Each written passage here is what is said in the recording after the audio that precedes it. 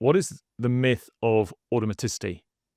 Yeah, so the myth of automaticity, originally it comes from the theory of like information processing and skill development. So there's Fitz and Posner. I think it was, I'm testing myself now, 1967, I think the theory kind of originates from, that we move from being a cognitive learner, so we're a beginner, we're thinking a lot about technical elements. It's chunked in a step-by-step mechanism kind of process. We learn about the different elements of the skill, and then as we improve as a performer, things become easier. So we take these individual bits of information and we chunk them together. And the idea is that our skill becomes more automatic. Our attention then moves from being more internalized and technical to being more external. So we move from worrying about, in tennis, our grip and our stance, to more about where we're going to hit the ball or where our opponent is going to hit the ball. So I'd say more kind of tactical and external. Um, so that's very like a traditional theory of skill development.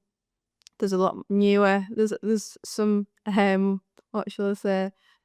There's quite different fields of passionate fields of thought within skill acquisition now. But Henrik, who published the chapter, Henrik Herebroden from Norway, his whole PhD thesis was on this idea that automaticity doesn't always exist. He talks a lot about like internal and external focus. So like I said earlier, as we become more expert, the idea is that we put less effort in, or less mental effort in, and our focus becomes more external. But actually in quite a lot of the research now, we can see in some sports, rowing for example, that there is still a lot of internal thought process around the technical elements of, I'm not a rowing expert. I was going to say pulling on the oar, but I'm worried that's really bad terminology.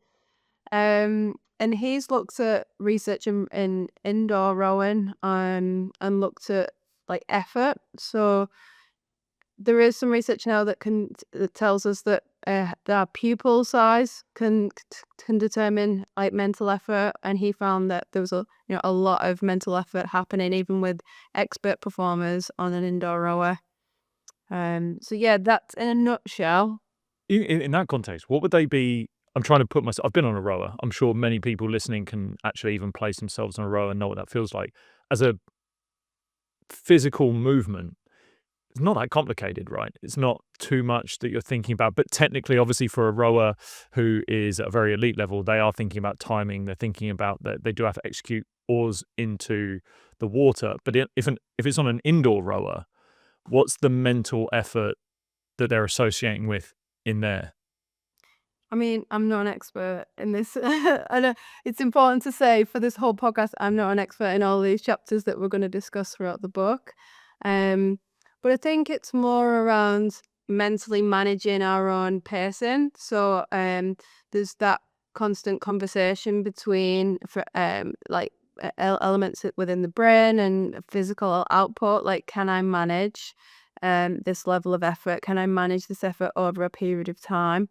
And if we look just from my own research, when we've looked at cyclists, for example, where I've asked them to verbalize what they're thinking over time, they're not thinking. Actually, the higher level performers, I did some research with Trish Jackman on flow and clutch performance. So this idea that, things become effortless. Simply, there's a link with automaticity and flow. But actually in the high level performers who are pushing themselves to maximum effort over a duration of, say, I know, a 10K or a half marathon, there's a lot of mental effort that they're putting in, and flow rarely happens because of that continuous they are pushing to the very line of their physical capabilities and trying to keep that balance to not explode, not hit the wall, and just stay under that kind of exhaustion line. Yeah, I've had this conversation with a lot of people that probably misinterpret the flow experience as an elite performer. people always talk chasing it. It is a high that you want to chase, right? It's something that you do want, and I've experienced it, and I've had it where your effort is effortless, and it's a great place to be. But if I was to put a number on it, I would probably say 5% of my games would be in, and I think that's generous. I would say 5% of my games, 5% of my days, and even in those games, you're only talking about certain moments. It's never a flow experience from ball one. It's never a flow experience from kickoff. It's probably a moment within it that you get it. And I think people chase that thinking every moment has to be a flow experience. And if it's not, it's subpar. It never hits the mark. It's not the level of performance I want, and that must mean that I've done badly, and I'll internalize that, like, I didn't get flow, and now for my performance is bad. I'm bad. It's not good enough, and it's important to recognize that those moments are just so fleeting.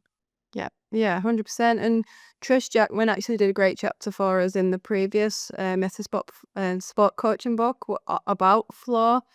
And just from the small amount of research that I've done with Trish, and she's educated me a lot on flow and clutch. I think clutch is probably the more important element for us to think about when we're like with performers, and especially elite performers as well. Where so clutch is our ability to engage, coping mechanisms, like to manage difficult situations and to maintain high level performance when things are also like things are getting tough, and things are probably quite challenging for us most of the time in a a high stakes competition, for example.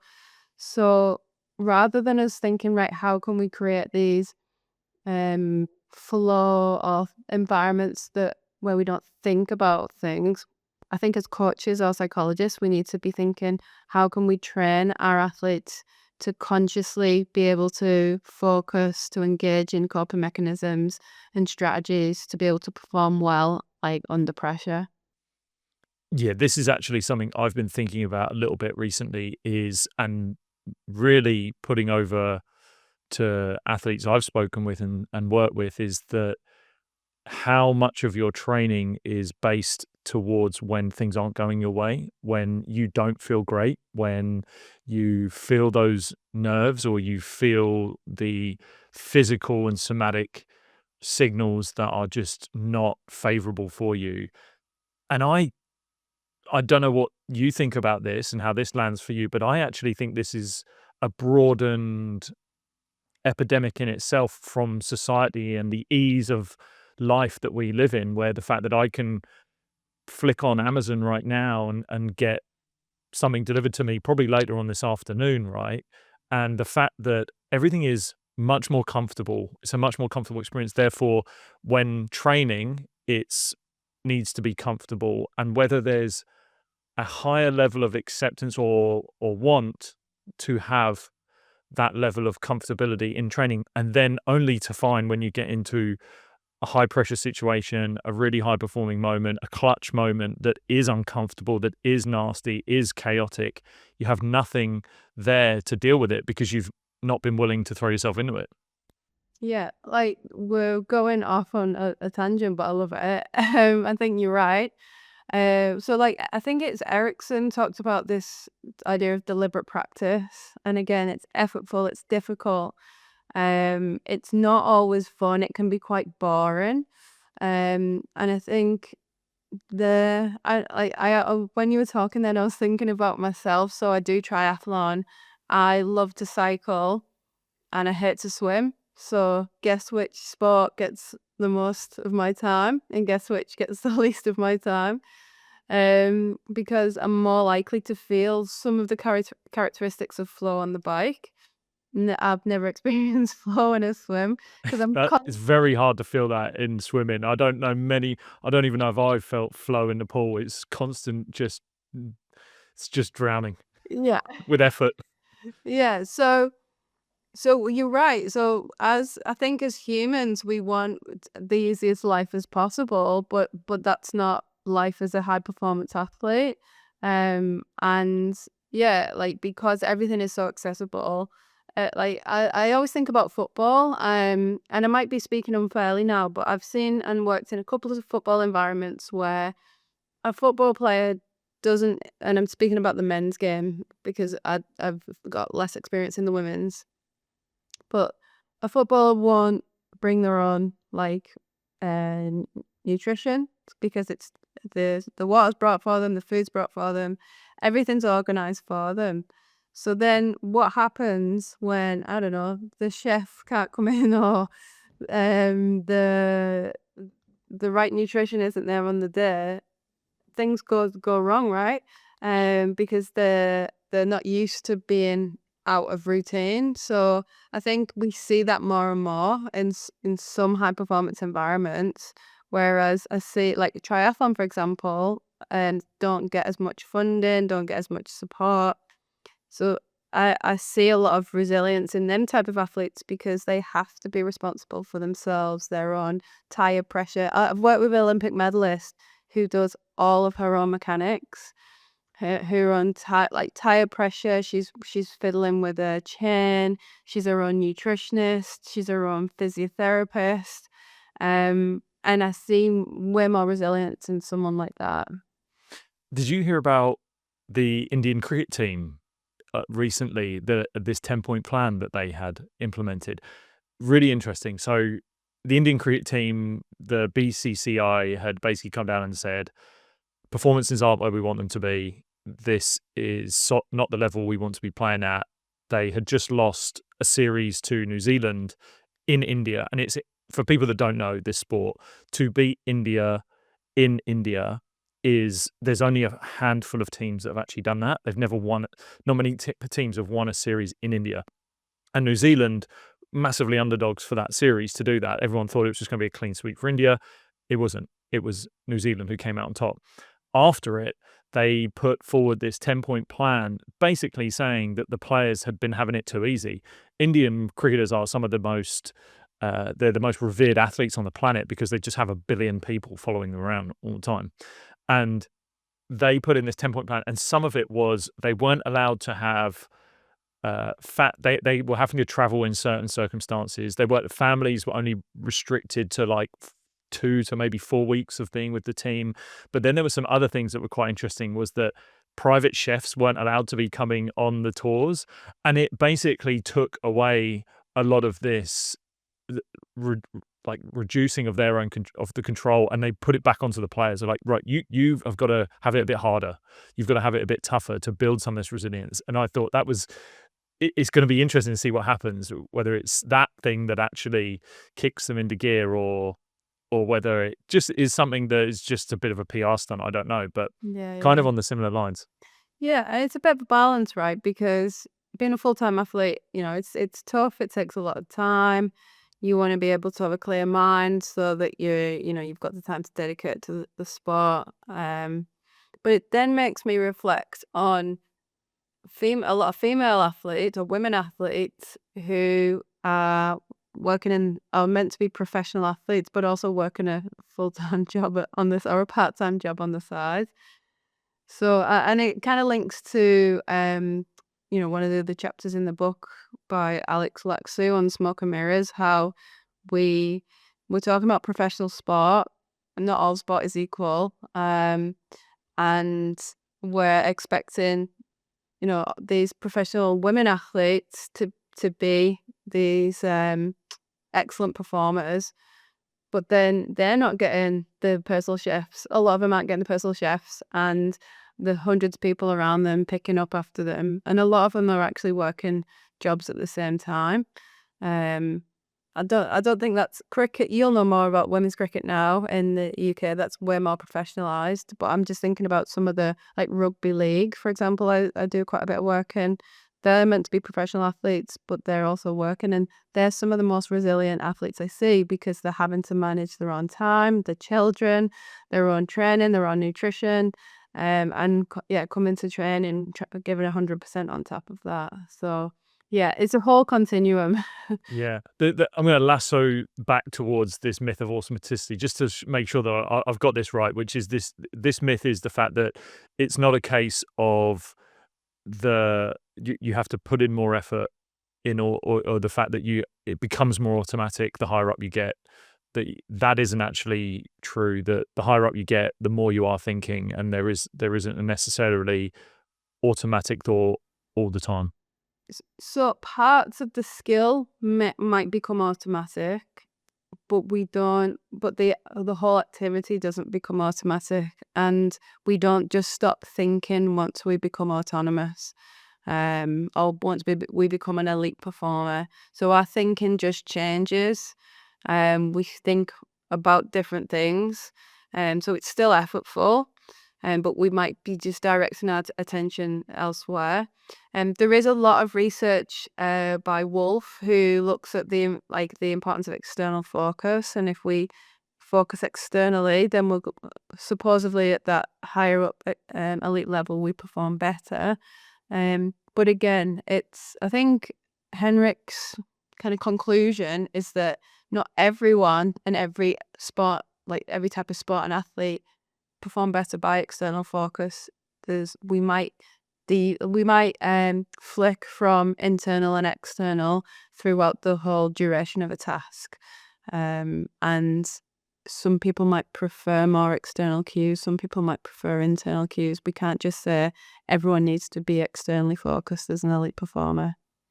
I think of this in terms of tennis is a world that I've been in a little bit that recently, and I think of like a Federer forehand. You look at a Federer forehand, the fact that he can hit that forehand almost repetitively, it looks exactly the same everywhere. That in itself is automaticity. That itself is a completely autonomous movement. He's not thinking about it.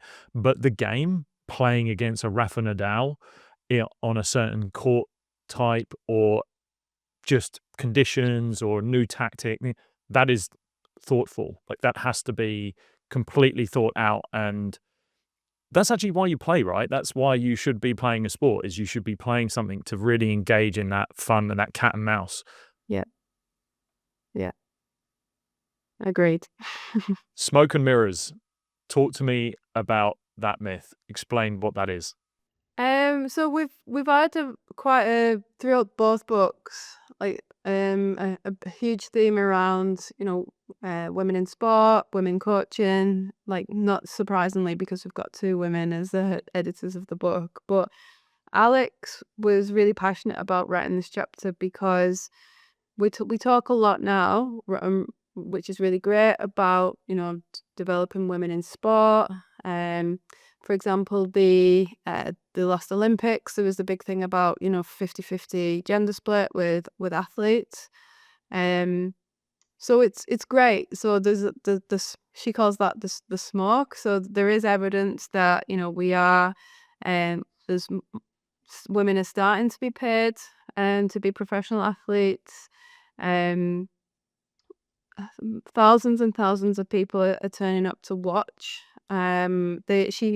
She's in the book. She talks about in Australia where I think people left a men's AFL game to go and watch, left halfway through because there was like I think it was a women's soccer game, um, which is like unheard of in the past. So there is like huge growth, which is amazing. But I think this the myth, I guess, is that there is this false sense of security. So like I said earlier, there is all of these athletes, female athletes, that are currently calling themselves or being called professional athletes. And according to Alex, a professional athlete is someone whose sole job is to play sport and be paid for that.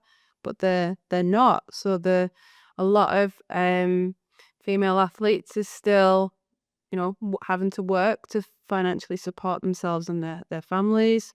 Um, and I think she talks about, so in cricket, she said the average women's salary is 20% of men's.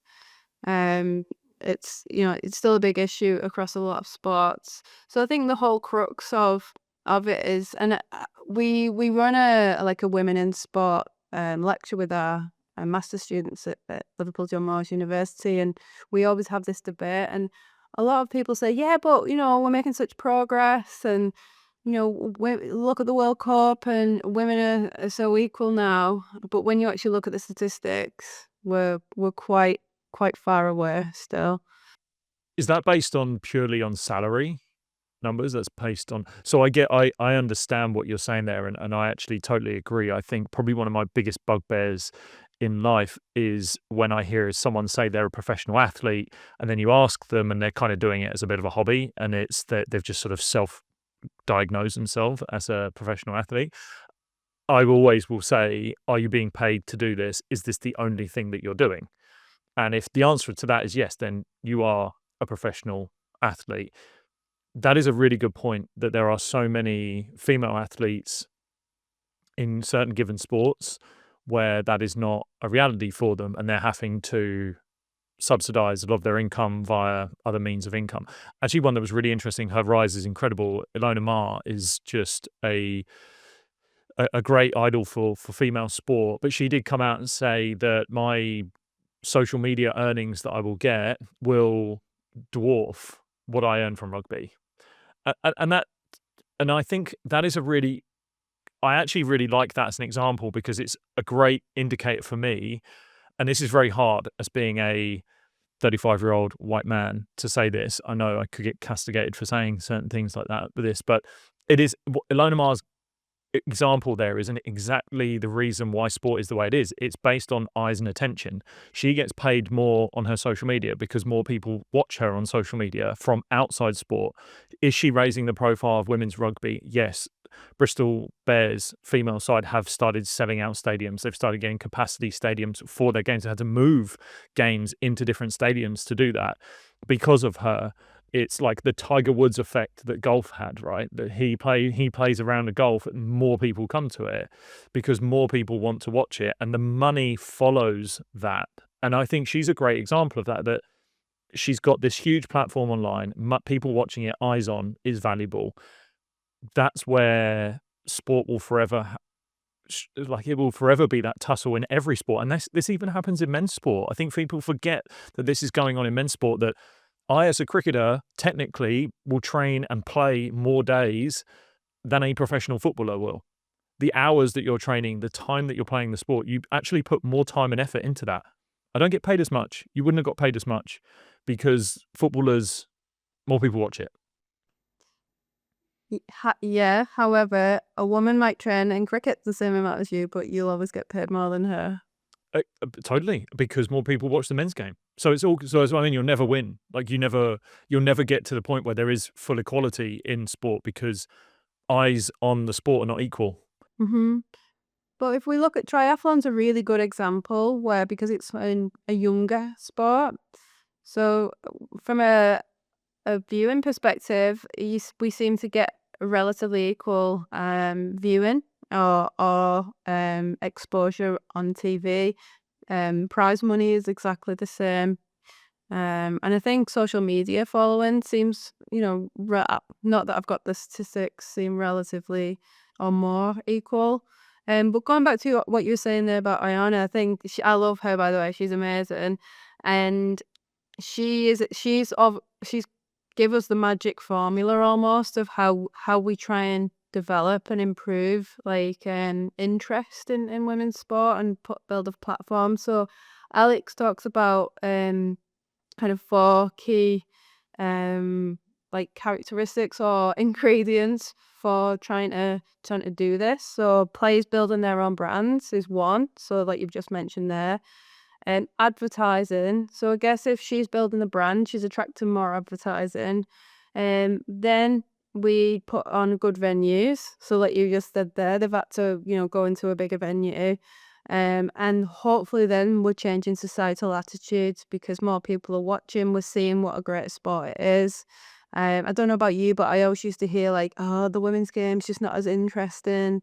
They're not as good athletes, and I think that's really unfair. It's just it's a different game.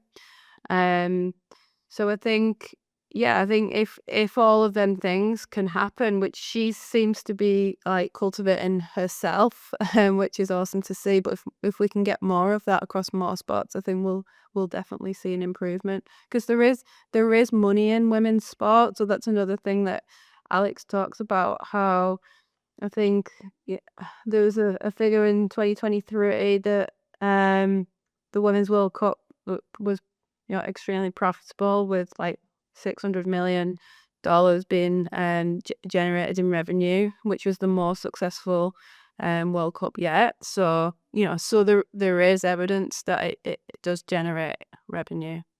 Yeah, I I would also add that it's constantly getting better every year. Like, Yeah, I don't see yeah, it going backwards at the yeah. moment. I don't know what you think. I don't see any of this taking a backward step. My sport, cricket, there's more professional contracts. That's only gonna go up. There's more money going into it. There's more eyes going into it. But again, this comes from the growth of viewership. Do you think we fall into a trap, though, of wanting instant levels over something that could take a fair few years of progress? And I think if we take away the comparison between men and women sport, and we just took one all-encompassed sporting event, and whether it's men or women, that it's kind of like saying we want to hit, or in a business text, we want to hit this amount of revenue, but we want to do it this year. And actually thinking, no, it's going to take us a few years to get there.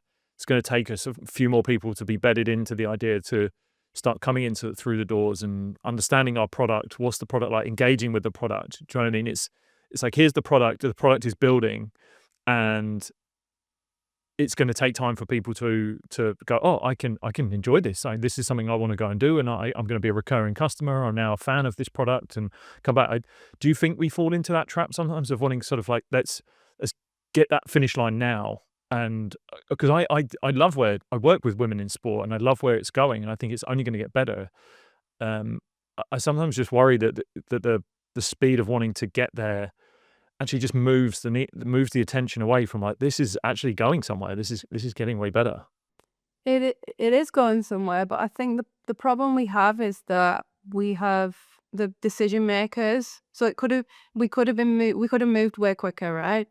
But because the people in the decision making seats, sorry, no offense to you as a man, are men, and they don't see value, or didn't potentially see value in women's sport, then I think that's why you're probably feeling and hearing a lot of frustration from the promotion of women's sport, and to increase media attention, etc., etc., is because we should have been there years ago. And it's because if you look at, so we talk about this 50-50 split of female athletes at the gender split at the Olympics. But if you look at the amount of female coaches at the Olympics, or the female women people working in sport, I reckon it's less than 20%.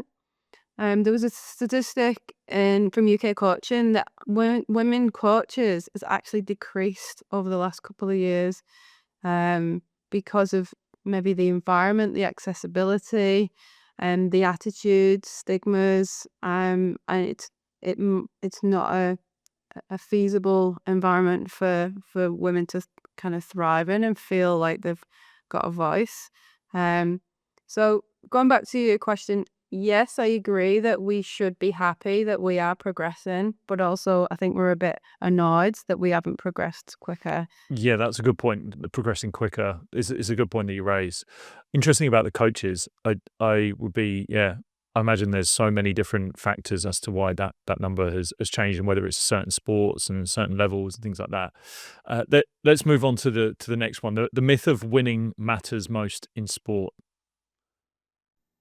Yeah. So this chapter we were really what's the word, honored to have Elliot Newell, Kath Bishop, Lawrence Halstead, and Kate Morvid contribute to this chapter. So they're all practitioners working in the field. So it was really nice to get a real practice based chapter, completely underpinned from the research, but we really got an insight into their experiences and how they work as psychologists, or working in high performance sport. And for me, the main things I took from this chapter was this idea of, in high performance sport, what is important? Is it just winning medals? Is that the most important thing? So their myth is winning matters most in elite sport, or is it about how we win medals and or how we try and the journey we go on and to winning? So they talk about this idea of winning shallow or winning deep. So winning shallow is about this idea that winning is about just like showing that we're good enough. It's about beating others. It's about showing that we're worthy. Whereas winning deep is more about embracing the journey, um, and enjoying the intrinsic achievement that we get from it. And it's about kind of what it gives us as a broader human being, rather than just doing it to be seen as superior. And I think it's about this idea of like, they talk about purpose-driven narratives and performance-driven narratives.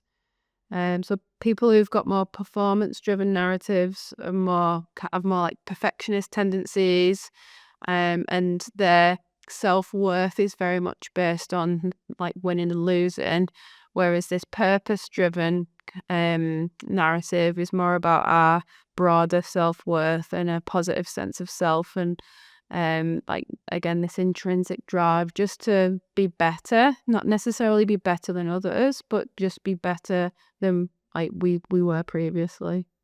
I interpret sometimes that message when I hear it. I think the way you've articulated that is the best I've heard someone try to, because Kath and Lawrence have been Kath Bishop and Lawrence also have been guests on the show. I know them, and I have Kath's book, The Long Win, all talking about it being a much bigger journey than just going to get medals.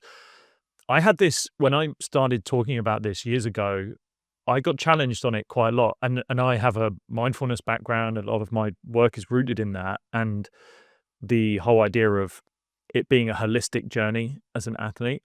I get that, and then I probably did more self-reflection, was that if you are to offer up to an athlete, do you want to win with sort of this long win, or do you actually just want to win medals? I think majority would just say win medals. Like, that's why I'm there. Like, I want to win. But the way you've articulated that was that you still have this. You want to win, right? You want to win, and then, but it's kind of how you're doing that, the manner in which you're doing that. And we had Jemima Montag on the show as well, and Jemima had this incredible speech after her race in Paris, and she spoke about the difference between wanting and needing. And that for me was just a great way she articulated it, in being able to say, I want success, but I don't need it.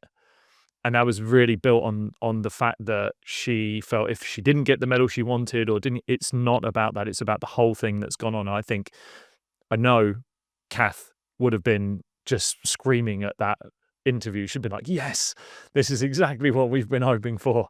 And it's in that understanding what the journey is that can be really complicated for an athlete, especially a young athlete, because there's so many messages to them around winning is everything, and it being I don't know, maybe it's toxic winning. Maybe is like Yeah, the yeah, idea of it. yeah.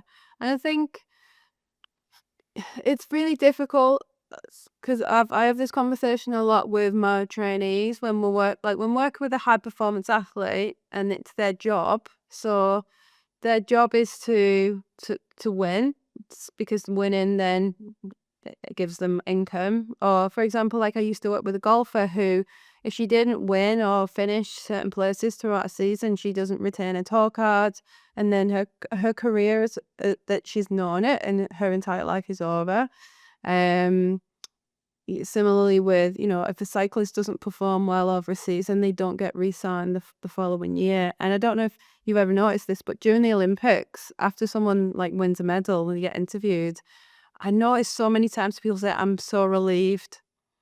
Like, and you think, why? What? That's a funny word to say. They're relieved, but they're relieved because their funding has then been extended.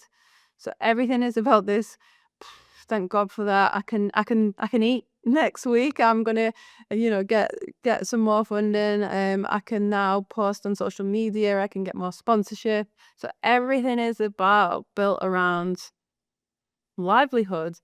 So it is difficult then to say to a person who maybe not is performing so well, okay, let's think about other benefits that you get in from being an athlete. Let's think about this idea of winning deep. And it does, especially someone who is a perfectionist and who is winning shallow or has that mindset. It's very uncomfortable for them to try and shift that mindset. But I think the way I look at it is if we can't, no elite athlete is ever going to win all the time.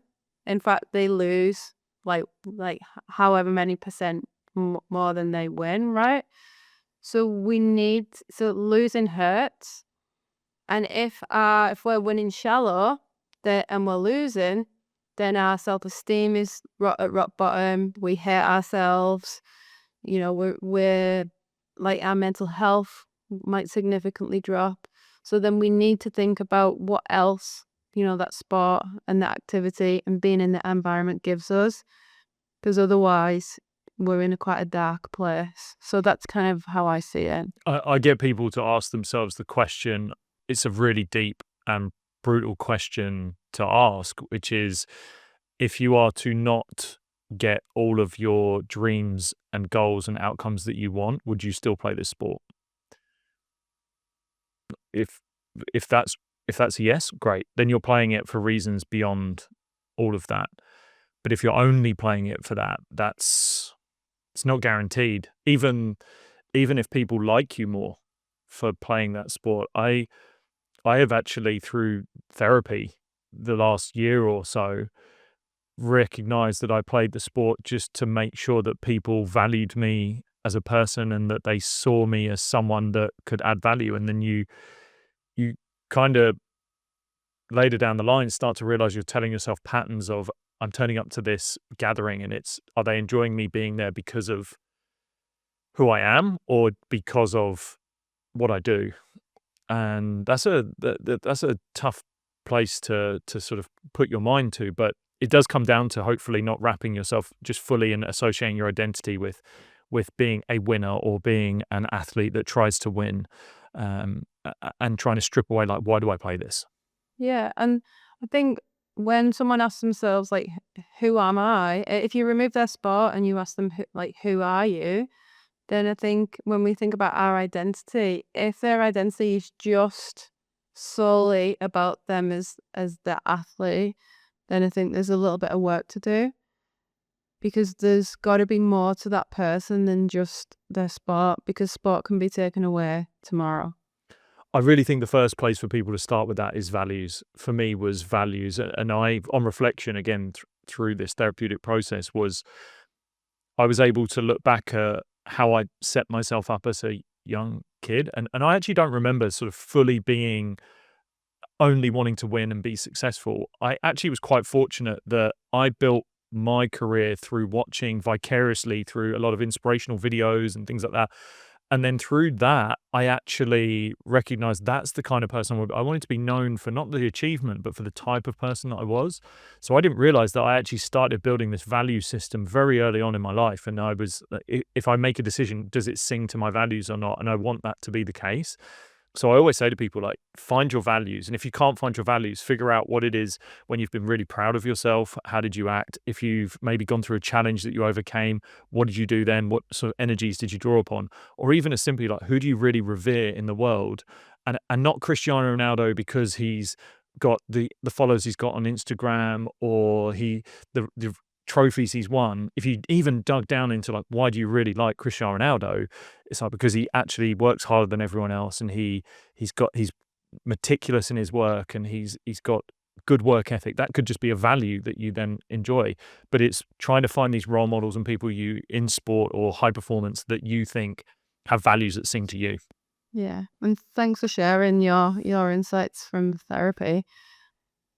It's a journey that I think I've been sharing it a fair bit on the show, and only because it's sort of the tool and the toy that I have had in my life for the last little while, and it's, yeah, I'm never ashamed of it or anything like that. I think it's just in it, and do you know what? Even when you say that, I find it funny when people say, like, "Thank you for sharing it," because I always say that to people, but I think it's because people feel the shame of sharing those things, and I've learnt not to feel that, and I know not to feel that. But also, people who have not gone to something like therapy, they probably just don't know what it's like.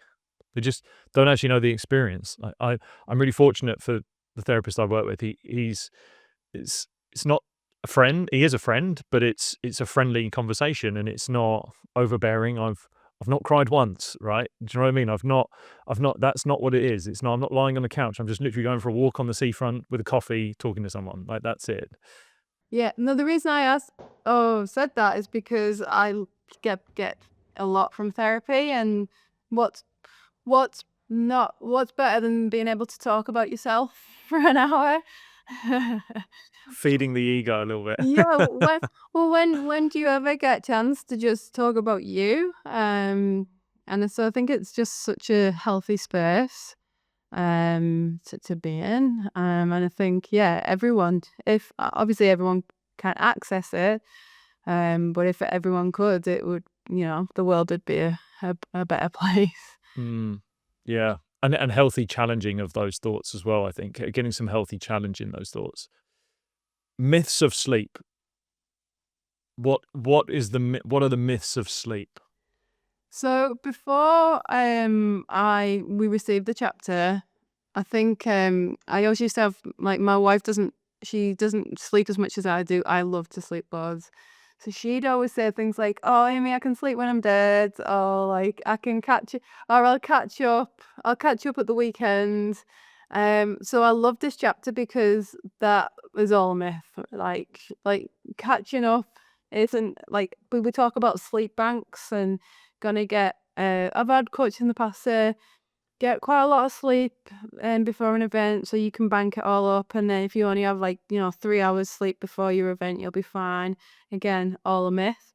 But I think one of the most important things from an athlete perspective in this chapter is this idea of like a sleep hygiene routine. We all know that blue light does disrupt sleep, so when we go out to bed, and it's meant to be in a dark room, and melatonin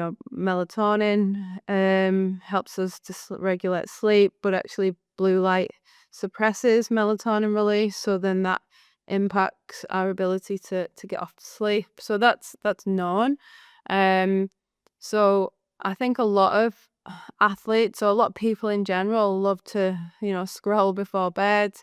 So one of the things I often talk about with a lot, like all athletes that I work with, is, what does their sleep hygiene look like? So when do they put the phone away?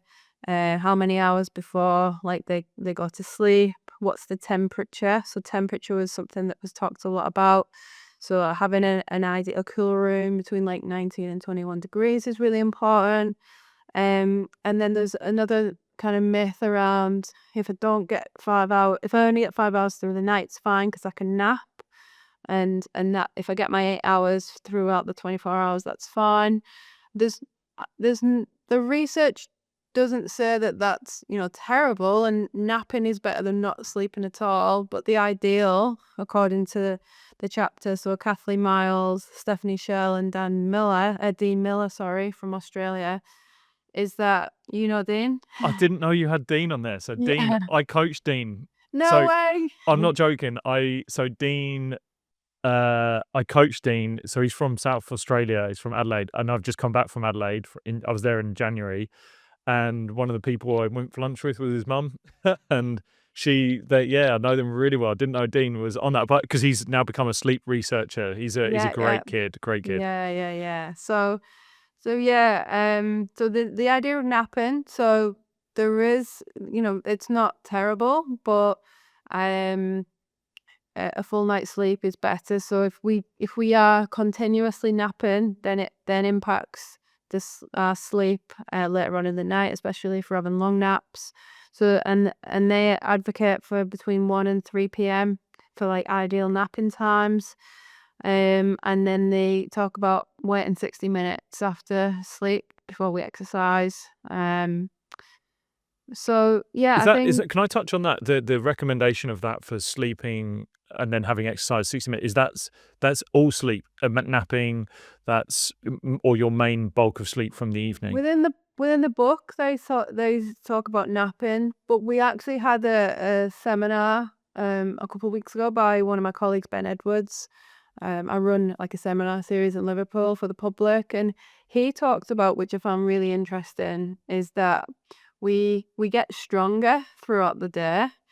So from a training perspective, we're actually like the best time to train is after lunch. Um, and I think it was around 4 p.m. actually. I'm And so glad you're saying this. I have had this conversation the last week, telling people that I have my training for the last year has been weightlifting and putting on size and trying to recognize that I had a way in which I was training before. I thought I was working hard. I've changed how I've trained, and now I've just like ramped it up massively and saw huge results. But I train 4 to 6 p.m., somewhere around then, and maybe even later, and I am significantly stronger comparative to when I train at 6 to 9 a.m. wow, yeah, that's This so supports that, and I'm so yeah. glad it does. No, and Ben showed us some really interesting graphs that show like people's performance throughout the day, which is fascinating.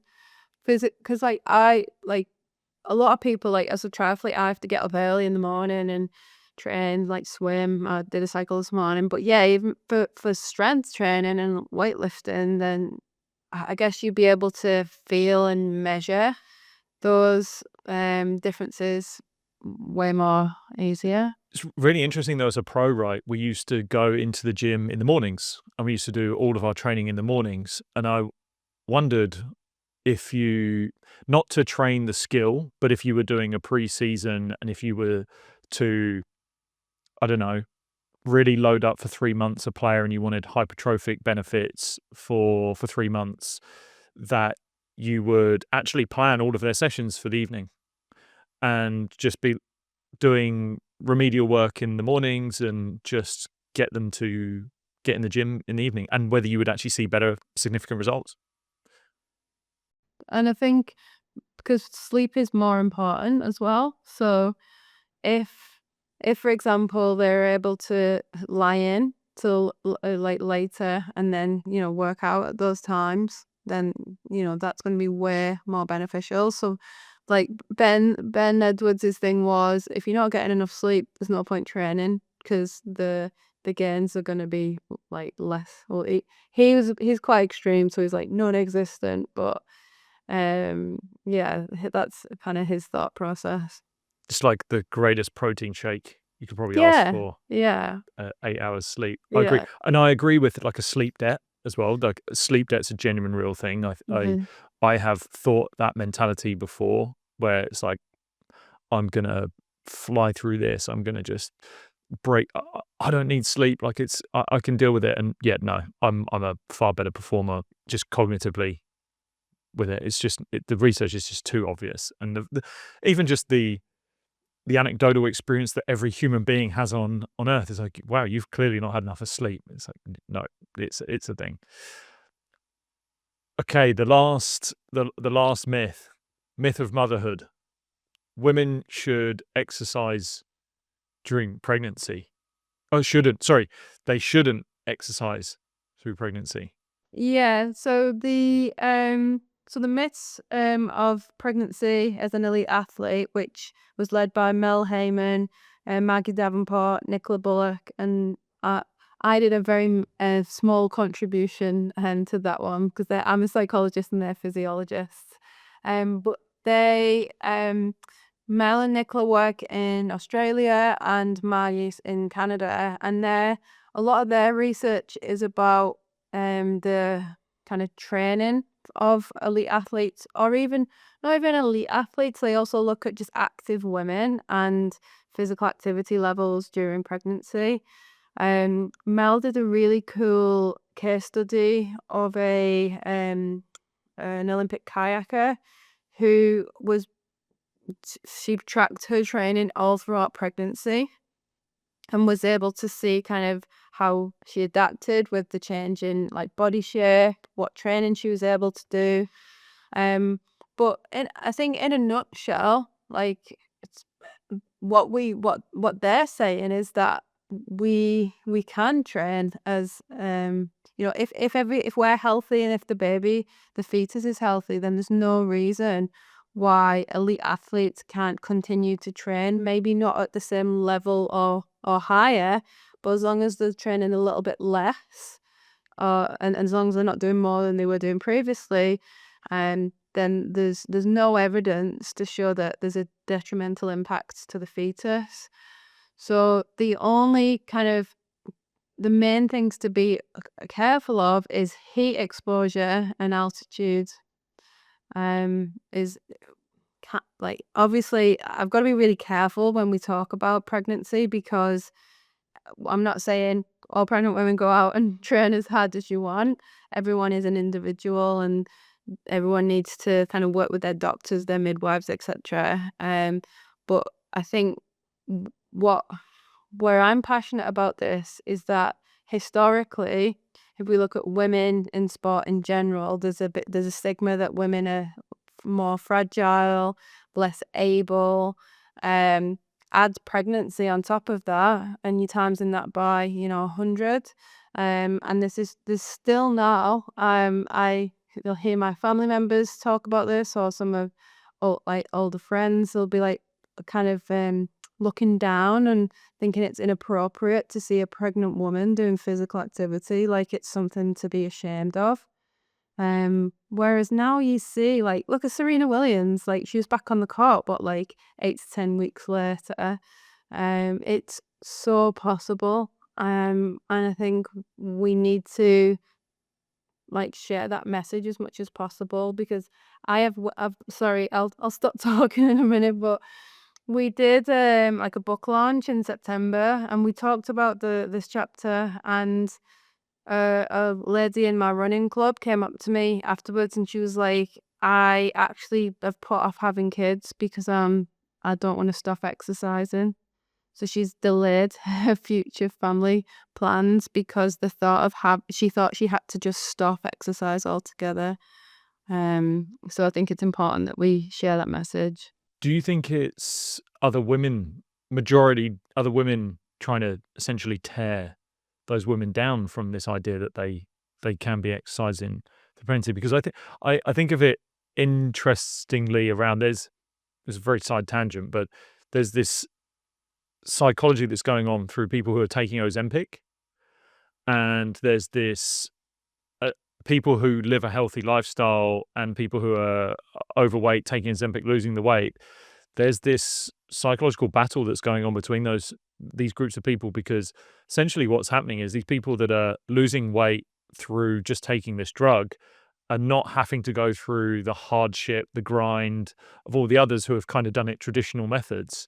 And so there's a sort of jealousy between them, but it's an attack there. But I wonder whether it's, in this case, whether the women that are telling other women you shouldn't do that is either through myths of sort of wives' tales and things like that, but maybe an element of them feeling like if they were in those shoes, they wouldn't be able to do it, or they don't want to be seen as a lazy mother who never exercised when they were pregnant. And it's kind of like, who are you to show me up in that? And therefore, no, you shouldn't be doing it. It's a bad thing.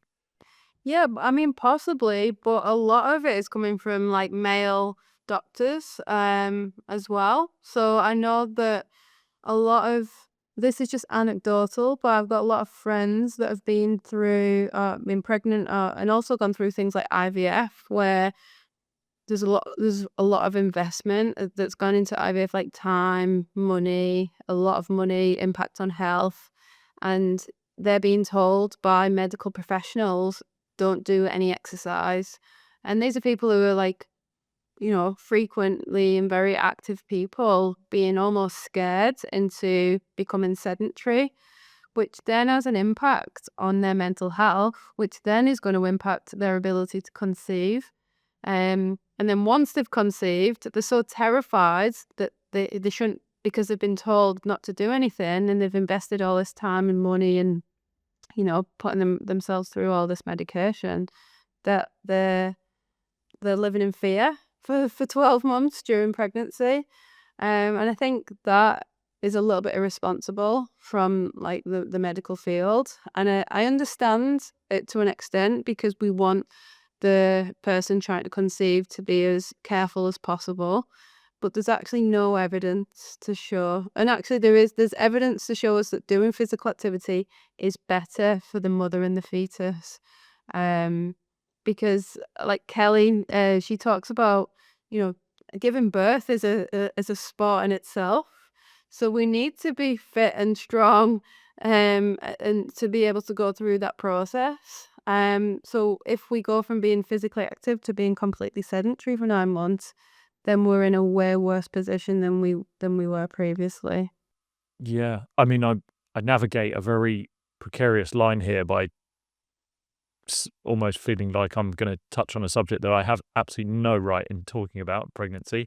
But I also think it must be to do with the fact that the post-traumatic experience of childhood and giving birth,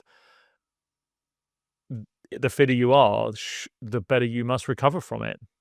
It's like you said, it's a sport, and so I equate that with my sort of primal male sport mind of going, if I'm a fitter athlete, I'm gonna recover from my games better, and if we think of pregnancy being an event and a performance and a sport and a physical assault, then yeah, it must be, if the fitter you are, the easier you'll deal with it. Yeah, and then if you want to return to your sport as a professional athlete, you've maintained a level of fitness, so you're not starting from scratch again. Which imagine not doing any physical activity for 9 months and then thinking, right, I'm gonna go back to my professional game. Like that would be a huge uphill battle. Whereas maybe you're starting from halfway up the hill if you've maintained being physically active as much as possible. Yeah, you've only lost 10 levels as opposed to 50 levels from your your Tekken life bar that you might have. Uh, Amy, what was sort of the most surprising thing you found in writing this book and finding these myths of sport performance? Was there anything that really stood out to you that surprised you? Surprised me. There is a chapter about stretching that I found really interesting. So Tim Piggott, he's actually my coach and is a physio, and that was, again, I'm not a physiologist and I'm probably going to absolutely crucify it, but that's a really nice chapter in terms of thinking about, like, I as an athlete I'll stretch, but am I stretching, like, am I doing the right stretches at the right times for the right you know, activities? And so that was a real, like, practical one to think about. And then the myths of periodization by James Steele was interesting. Just with this book and the previous book, one of the things that I've like, oh, this is a journey for me. I'm learning so much across all disciplines of sport. But when we asked the authors to write the chapter, we asked them to talk about like the history of the myth. So where does the myth come from? So here, I thought it was really interesting. It got me thinking around the myth of periodization, and where does that come from? And it comes from like Eastern Bloc, training. Um, and then it's crazy to think that we are taking all of like the methods of pretty brutal training and how training was designed from way back then, and applying it to what we do now. And I'm hoping we take the best parts of it and we have modified it over time. But I just think it's fascinating when we look at like where things have come from. And it links to the women's chapters. Like Ali Bowes in the first book did a whole thing around the history of women in sport. Like I learned so much about the fact that women were banned from playing football, for example, for 50 years.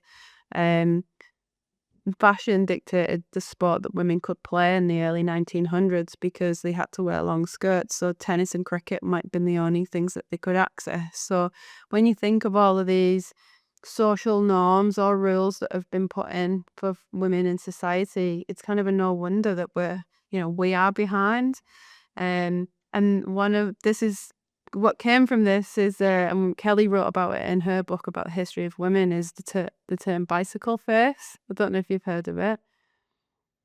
So when bicycles started to become kind of popular, I think late 1800s, women now had a vehicle, because women didn't really drive then, or cars were rare, and it was more that the man would drive the car. So woman's freedom was quite limited, but the bicycle created this freedom for women, and more women started to ride the bicycle, and therefore they would wear what they call like pantaloons, like under, so what they'd wear under the skirt, but because they couldn't wear a big long skirt to cycle, so that became an like disgusting. It was a big uproar. Like, men were getting quite disturbed that these women were becoming free and changing fashion. So they created this medical term called bicycle face, which was like bulging eyes, pale skin, like sweaty. It's basically just putting in effort.